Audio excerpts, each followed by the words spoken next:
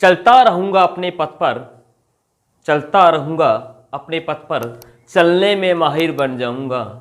या तो मंजिल मिल जाएगी मुझे या फिर एक अच्छा मुसाफिर बन जाऊँगा। नमस्कार दोस्तों, ये जो पंक्ति अभी मैंने कही है, ये पंक्ति हूबहू लागू होती है हमारे राष्ट्रपिता महात्मा गांधी पे, क्योंकि उनके जीवन में जितना भी पढ़ा जाए, जितना भी जाना जाए, जितना भी समझा जाए वो कम ही है। तो इसी कड़ी में हम अपना सेकंड अध्याय शुरू करते हैं, कह सकते हैं कि दूसरा भाग शुरू करते हैं। प्रथम भाग में हमने उनके पृष्ठभूमि से जुड़ी हुई, उनकी शिक्षा से जुड़ी हुई प्रमुख बातों को पढ़ा था, उनके प्रमुख आंदोलनों को जाना था। इसी अध्याय में हमने क्या है कि पिछली कक्षा में पढ़ा था, हमने सविनय अवज्ञा आंदोलन को पढ़ लिया था। सविनय अवज्ञा आंदोलन के अंदर हमने पढ़ा था उनकी दांडी मार्च को पढ़ लिया था, और जिसमें उनकी तुलना क्या है, नेपोलियन सुभाष चंद्र बोस ने उनकी जो है दांडी मार्च की तुलना नेपोलियन के पेरिस मार्च से की थी। ठीक है, और चलते हैं हम उसी से आगे। क्या है कि उसी यानी कि सविनय अवज्ञा आंदोलन के दौरान उत्तर पश्चिमी सीमाओं का नेतृत्व, यानी कि उत्तर पश्चिमी सीमाओं का नेतृत्व जो है खान अब्दुल गफ्फार कर रहे थे, जिनको खान अब्दुल गफ्फार खान कहते हैं। इनको सीमांत गांधी के नाम से भी जाना जाता है, क्योंकि ये जो है उत्तरी पश्चिमी सीमाओं का नेतृत्व कर रहे थे। और इन्होंने क्या है कि खुदाई खिदमत, यानी कि खुदाई खिदमतगार नामक एक संस्था की स्थापना की थी। इसको लाल कुर्ती दल भी कहते हैं। इस दल की ये विशेषता थी कि इस दल के जो सदस्य थे वो लाल कुर्ती, यानी कह सकते हो लाल कपड़े पहन के रखते थे। इस दल की विशेषता थी। ठीक है, और उसी दौरान ये वो दौर था जो हम कह सकते हैं कि जिसने भारतीय राजनीति में, या कह सकते हो भारतीय भारत के राजनीतिक जीवन में बहुत ज़्यादा असर डाला, या भारत के संविधान पर भी इस चीज़ का बहुत ज़्यादा असर पड़ा है। किस प्रकार से? क्योंकि यहीं पे क्या है कि 3 गोलमेज सम्मेलन हुए थे, यानी कि 3 गोलमेज सम्मेलन, गोल यानी कि गोल मेज होती थी, और उस गोल मेज के चारों तरफ क्या है कि यानी कि जितने भी प्रमुख भाग लेने वाले व्यक्ति होते थे, जितने भी जो बैठे होते थे, यानी कि जितने भी व्यक्ति थे जो उस सम्मेलन में भाग लेते थे, वो यानी कि गोल मेज के चारों तरफ बैठते थे और किसी भी मुद्दे को लेकर, किसी भी वार्ता को लेकर उस पर चर्चा करते थे। तो उसको एक गोल मेज सम्मेलन के नाम से जाना जाता था, और ये होता लंदन के अंदर था। तो ये जो सम्मेलन हुआ था ना, तो ये उस समय 3 गोल मेज सम्मेलन हुए थे, 1930 में, 1931 में और 1932 में। ये लंदन में हुए थे। हालांकि ये जो सम्मेलन हुए थे ना, इसी दौरान एक वो दौर था कि जब भारतीय राजनीति के अंदर सभी यानी कि काफ़ी उतार चढ़ाव देखने को मिला। तो सविनय अवज्ञा आंदोलन की शुरुआत हो रही थी, इधर सविनय अवज्ञा आंदोलन अपने जोरों शोरों पे था।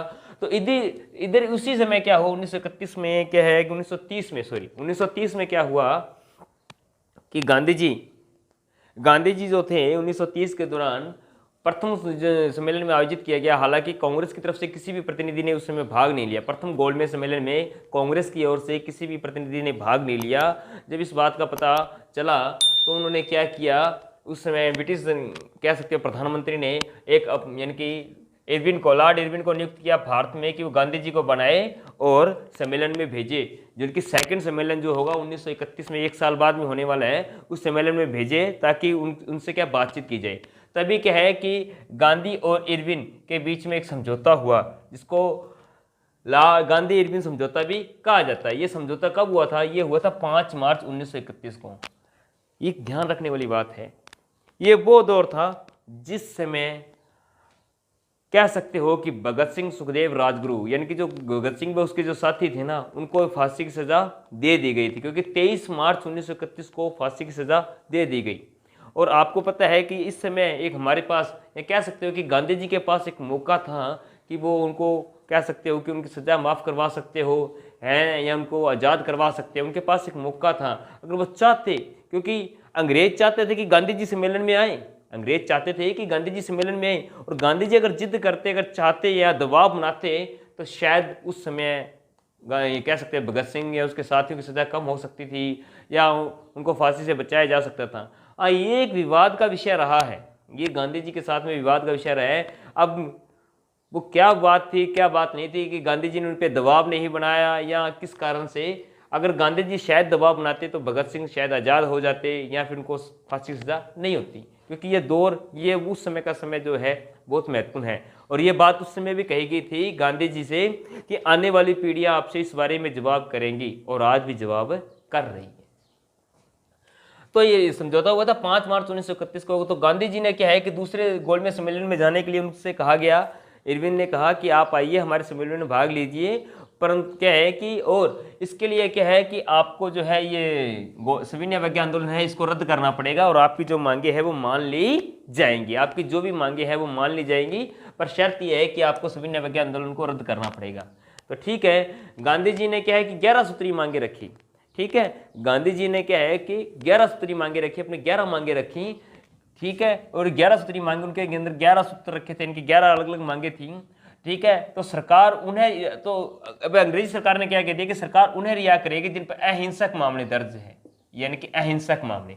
यही जो है गांधी जी कह सकते हो कि थोड़ी सी मात खा गए, क्योंकि अहिंसक अहिंसक शब्द उन्होंने प्रयोग कर दिया। अहिंसक के कारण क्या है कि कह सकते हैं कि अपने भगत सिंह को आज़ादी, भगत सिंह व उसके साथियों को आज़ादी नहीं मिली, या कह सकते हो कि यहीं पे वो मात खा गए थे, क्योंकि उन्होंने अहिंसक शब्द लगाकर क्या है कि उस बात को मुद्दा बना दिया। अब सम्मेलन में भारतीय, हालांकि गांधी जी सम्मेलन में गए थे, पर गांधी जी से स्वतंत्रता के बारे में कोई भी बातचीत नहीं हुई और गांधी जी वापिस लौट आए। गांधी जी वापिस लौट आए, गांधी जी इस मुद्दे पर कोई बात नहीं हुई। ठीक है, गांधी जी ने तो आते हुए कहा था कि मैंने घुटने टेक कर रोटी मांगी परंतु मुझे पत्थर ही मिले, कि मैंने घुटने टेक कर रोटी मांगी परंतु मुझे पत्थर ही मिले। और उन्हें दोबारा क्या है कि भारत आते ही क्या उन्होंने सविनय अवज्ञा आंदोलन की शुरुआत कर दी। सविनय अवज्ञा आंदोलन एक ऐसा आंदोलन था, 2 चरणों में शुरुआत हुई थी, 1930 से 1931, 1932 से 1934। याद रख लेना कि सविनय अवज्ञा आंदोलन एक ऐसा आंदोलन है दो चरणों में शुरू हुआ, एक तो 1930 से 1931 और एक 1932 से 1934। अब दोबारा सविनय अवज्ञा आंदोलन की शुरुआत करते ही गांधी जी को गिरफ्तार कर लिया गया और पुणे की यरवदा जेल में भेज दिया गया। जैसे ही गांधी जी भारत में आए, उन्होंने क्या सविनय अवज्ञा आंदोलन की शुरुआत कर दी और गांधी जी को गिरफ्तार करके पुणे की यरवदा जेल में भेज दिया गया। अब कहते हैं कि जो सेकंड गोलमेज सम्मेलन को आधार बनाकर ब्रिटिश, यानी कि कह सकते हैं इंग्लैंड के जो प्रधानमंत्री है रैमजे मैकडॉनल्ड, उनने क्या है कि एक सांप्रदायिक पंचांग तैयार किया। सांप्रदायिक पंचांग जिसको हमारे भारत के अंदर कम्युनल अवार्ड से भी जाना जाता है, सांप्रदायिक पंचांग को कम्युनल अवार्ड के नाम से भी जाना जाता है, जिससे अंबेडकर जी भारत लेके आए। इसमें क्या है, जब अंबेडकर जी भारत लेके आए थे तो उनका मानना था कि जो दलित वर्ग है उनको निर्वाचन का अलग अधिकार दिया जाए, और इसलिए इसको कम्युनल अवार्ड का नाम भी दिया जाता है। और जब ये बात गांधी जी तक पहुंची तो गांधी जी जो कि यरवदा जेल में बंद थे, तो उन्होंने क्या है कि आमरण अनशन शुरू कर दिया उनको भी, क्योंकि वे दलितों को अलग नहीं करना चाहते थे। उनको ये डर था कि जिस प्रकार से मुसलमान अलग निर्वाचन की मांग कर रहे हैं और एक अलग देश की मांग कर रहे हैं, कहीं दलित वर्ग में भी यानी कि ऐसा हो गया तो समस्या बढ़ जाएगी। इसलिए कहते हैं कि गांधी जी ने 20 सितंबर 1932 को पुणे की यरवदा जेल में आमरण अनशन शुरू कर दिया, और इसी के 6 दिन बाद में गांधी जी ने जो है 20 मार्च 19 यानी कि कह सकते हो 20 सितंबर 1932 को यानी कि पुणे की यरवदा जेल में क्या है कि आमरण अनशन शुरू कर दिया। और फिर 6 दिन यानी कि 20 सितंबर 1932 को गांधी जी और अंबेडकर के बीच में एक समझौता हुआ, जिसको पूना पैक्ट के नाम से भी जाना जाता है। 26 सितंबर 1932 को गांधी जी और अंबेडकर के बीच में एक समझौता हुआ, जिसके पूना पैक्ट के नाम से भी जाना जाता है। इसके अंदर क्या है, दलितों को 10% आरक्षण दिया गया। अब जो तीसरा जो गोलमेज सम्मेलन 1932 में हुआ था, तीसरा गोलमेज सम्मेलन जो है 1932 में हुआ था, उस सम्मेलन में कांग्रेस की ओर से किसी भी प्रतिनिधि ने भाग नहीं लिया, गांधी जी भी नहीं गए और ना ही किसी प्रतिनिधि ने भाग नहीं लिया। ठीक है, तो इसलिए इसे बिना दूल्हे की बारात भी कहा जाता है। तीसरे गोलमेज सम्मेलन को बिना दूल्हे की बारात भी कहा जाता है, याद रख लेना। ठीक है, और ये आपको ये भी याद रखना है, तीनों गोलमेज सम्मेलन हुए थे, उसके अंदर अपने भीमराव अंबेडकर जी ने तीनों गोलमेज सम्मेलन में भाग लिया था। और जो है हमारे राजस्थान के महाराणा यानी कि कह सकते हैं महाराजा गंगा सिंह, उन्होंने भी इसमें क्या है कि भाग लिया था, परंतु उनका ज़्यादा महत्व नहीं है इतना, क्योंकि राजनीति के अंदर उनका कोई खास योगदान नहीं था, तो वो वैसे ही भाग लिया था, परंतु को राजनीतिक क्षेत्र से देखा जाए, राजनीतिक दृष्टि से देखे तो कोई योगदान नहीं था। बस आपको याद रख लेना, राजस्थान की ओर से पूछ ले तो महाराजा गंगा सिंह ने क्या है कि इस दौरान इस सम्मेलन में तीनों गोलमेज सम्मेलन में भाग लिया था। और वैसे ही तीनों गोलमेज सम्मेलन में भाग लेने वाले कौन थे, भीमराव अंबेडकर और इधर गांधी जी जो सेकंड में भाग लिया था जी। अब उसके बाद क्या 1940 में गांधी जी ने व्यक्तिगत सत्याग्रह, गांधी जी ने जो है व्यक्तिगत सत्याग्रह की शुरुआत हुई थी, वो हुई थी पवनार मुंबई के अंदर शुरुआत की थी व्यक्तिगत सत्याग्रह की। व्यक्तिगत शुरुआत करने के साथ में उनके जो पहले साथी थे वो थे विनोबा भावे। कई बार प्रश्न पूछ लिया जाता है कि व्यक्तिगत सत्याग्रह शुरुआत करने उनके जवाहरलाल नेहरू, तीसरे थे ब्रह्मदत्त। तीन जो थे उनके जो 3 प्रमुख साथी थे ठीक है, जिन्होंने क्या है कि उनके साथ में व्यक्तिगत सत्याग्रह की शुरुआत करी। अब आता है, अब 1942 के अंदर क्या है कि क्रिप्स मिशन भारत आया। क्रिप्स मिशन जो है वो भारत आया, और क्रिप्स मिशन ये वो दौर था जब द्वितीय विश्व युद्ध चल रहा था। द्वितीय विश्व युद्ध चल रहा था, पूरी दुनिया विश्व युद्ध में उलझी हुई थी, 1939 से 1945 का दौर। और क्रिप्स मिशन भारत आया, उसने ये बात कह दी कि जैसे ही यानी कि इंग्लैंड द्वितीय विश्व युद्ध जीत जाता है तो भारत को डोमिनियन स्टेट यानी कि उपनिवेशिक राज्य का दर्जा दे दिया जाएगा। ठीक है, परंतु भारत ने क्या है कि क्रिप्स मिशन को नहीं माना और इसका क्या है आलोचना हुई। भारत ने यानी कि गांधी जी ने तो इसको कह सकते हैं कि पोस्ट डेटेड चेक भी कह दिया था, या एक ऐसा चेक है, ऐसे बैंक का चेक कह दिया जिस बैंक ने अपने आप को दिवालिया घोषित कर दिया है। और यहाँ तक कि मुस्लिम लीग ने भी इसका बहिष्कार किया, क्योंकि इसके अंदर पाकिस्तान की कोई बात नहीं थी। अब तो हम बात करते हैं गांधी जी के एक और आंदोलन की, जिसको असहयोग आंदोलन के नाम से भी जाना जाता है। असहयोग आंदोलन, वर्धा अधिवेशन में एक प्रस्ताव रखा गया और बंबई अधिवेशन में यह प्रस्ताव पारित भी हो गया। और 8 अगस्त 1942 को बंबई के ग्वालियर टैंक मैदान से गांधी जी ने करो या मरो का नारा देकर असहयोग आंदोलन की शुरुआत की।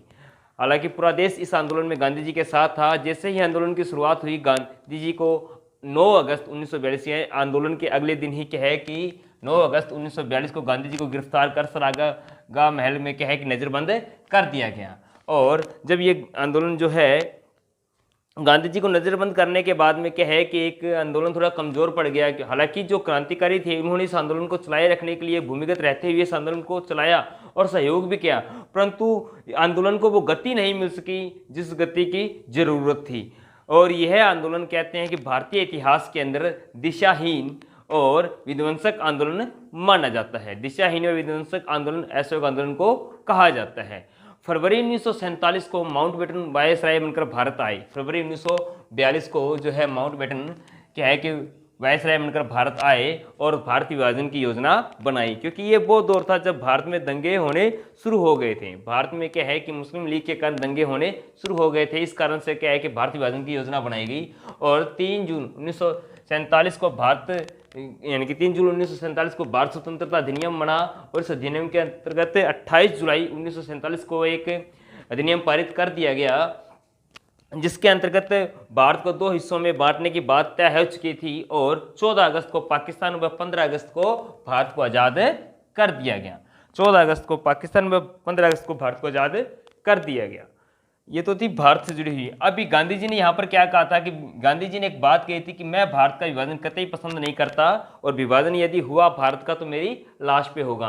और स्वतंत्र भारत पर गांधी यानी कि गांधी जी से जब पूछा गया कि आप भारत में कोई पद लेना चाहते हो, तो गांधी जी ने स्पष्ट मना कर दिया कि मुझे भारत में किसी भी पद की लालसा नहीं है। और यहाँ तक कि गांधी जब भारत में कह सकते हो कि आज़ादी का जश्न मनाया जा रहा था, उसमें गांधी जी नोआखाली यानी कि नोहाखाली जो एक स्थान है पश्चिम बंगाल में या बंगाल के अंदर, उसके अंदर क्या है कि सांप्रदायिक दंगे थे, उन दंगों को शांत करने का प्रयास कर रहे थे। अब चलते हैं गांधी जी से जुड़ी हुई महत्वपूर्ण बातों के बारे में, यानी कि उनके बारे में इस बातों पर चर्चा करते हैं जो गांधी जी से जुड़ी हुई हैं और ज़्यादातर उन पर भी प्रश्न पूछ लिए जाते हैं। 30 जनवरी 1948 को गांधी जी का क्या है कि नथुराम गोडसे ने दिल्ली के बिरला मंदिर में जब गांधी जी क्या है कि पूजा करने जा रहे थे, तो 30 जनवरी 1948 को नथुराम गोडसे ने गोली मारकर गांधी जी की हत्या कर दी। कहते हैं कि गांधी जी की जब मृत्यु हुई तो उनके मुंह से अंतिम शब्द निकले थे, हे राम।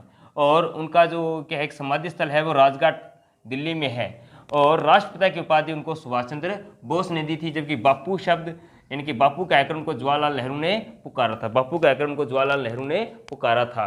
चर्चिल व फ्रैंक मॉरिस ने उसको अर्धनग्न फकीर कहा था। अर्धनग्न फकीर किन्होंने कहा? अगर आपसे कोई पूछे कि गांधी जी को अर्धनग्न फकीर किसने कहा था, तो चर्चिल व फ्रैंक मॉरिस ने कहा था। अल्बर्ट आइंस्टीन ने तो गांधी जी के बारे में यहाँ तक कह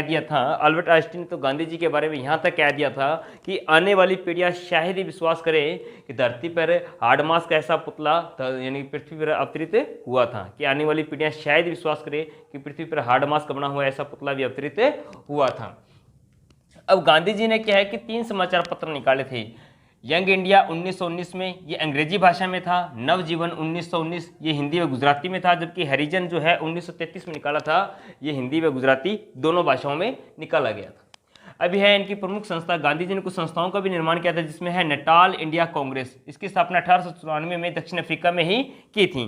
जब दक्षिण अफ्रीका में केस लड़ने गए तो उस समय गांधी जी ने इसकी शुरुआत की थी। और उसके बाद में अखिल भारतीय हरिजन सभा, इसकी शुरुआत यानी कि गांधी जी ने वर्धा यानी कि महाराष्ट्र में 1932 में की थी। गांधी जी पर प्रभाव, यानी कि गांधी जी पर किन का प्रभाव था, यानी कि गांधी जी पर एक तो श्रीमद् भगवत गीता का प्रभाव था। उसके बाद में अनटू द लास्ट, ये रस्किन, अनटू द लास्ट जो है, रस्किन एक इंग्लिश राइटर है, उनकी किताब है अनटू द लास्ट, उसका प्रभाव रहा। और टॉल्स्टॉय का भी क्या है, गांधी जी पर प्रभाव रहा। ये भी एक लेखक है, ब्रिटिश लेखक है। और गांधी जी को देखो, गांधी जी को 5 बार नोबेल पुरस्कार के लिए नोमित किया गया, परंतु ये गांधी जी का नहीं, हमारे भारत का दुर्भाग्य है कि उनको एक यानी कि 5 बार नॉमिनी होने के बाद भी गांधी जी को नोबेल पुरस्कार नहीं मिल सका। यहाँ तक कि नोबेल पुरस्कार देने वाली संस्था ने भी ये बात कही है कि गांधी जी को नोबेल पुरस्कार ना मिलना उनके लिए शर्म की बात है, क्योंकि गांधी जी को लास्ट बार 1948 में नोबेल पुरस्कार के लिए नॉमिनी किया गया था। और ये नोबेल पुरस्कार के लिए शर्त होती है कि यह जीवित व्यक्ति को मिलता है, इसलिए इनको नोबेल पुरस्कार नहीं दिया जा सका। गांधी जी ने बुनियादी शिक्षा सिद्धांत व आर्थिक क्षेत्र ट्रस्टीशिप का प्रन्यास सिद्धांत भी दिया था। गांधी जी पर 100 से ज़्यादा देशों में डाक टिकट जारी हो चुकी हैं। 100 से ज़्यादा देशों ने गांधी जी पर डाक टिकट जारी कर चुके हैं या जारी किए हैं। आगे, गांधी जी ने इतनी पैदल यात्रा की, यदि उनकी गिनती की जाए तो आप पूरी दुनिया के 3 बार चक्कर लगा सकते हो। गांधी जी ने इतनी पैदल यात्रा की है कि अगर आप उनको गिनती करो, काउंट करो, तो पूरी दुनिया के आप 3 बार चक्कर लगा सकते हो। गांधी जी ने पूरे जीवन काल में, यानी कि अपने पूरे जीवन काल में कांग्रेस की यानी कि अध्यक्षता करने के बाद में सिर्फ एक ही बार वो अध्यक्ष बने थे, वो भी बेलगांव यानी कि बेलगांव सम्मेलन हुआ था कर्नाटक में, उसके अध्यक्ष बने थे। और यूएनओ ने कह सकते हो कि यूएनओ ने 2007 से गांधी जी के जन्मदिन से यानी कि 2 अक्टूबर को गांधी जी के जन्म दिवस को अंतर्राष्ट्रीय अहिंसा दिवस के रूप में मनाने की घोषणा की है। अंतर्राष्ट्रीय अहिंसा दिवस के रूप में मनाए जाने की घोषणा की है। तो ये था गांधी जी से जुड़े हुए महत्वपूर्ण तथ्य, हमने चर्चा कर ली थी। अभी भारत से यानी कि भारतीय स्वतंत्रता इतिहास से जुड़े हुए महत्वपूर्ण तथ्यों की चर्चा अपने बाद में करेंगे। तो मिलते हैं नेक्स्ट क्लास में। जय हिंद, जय भारत।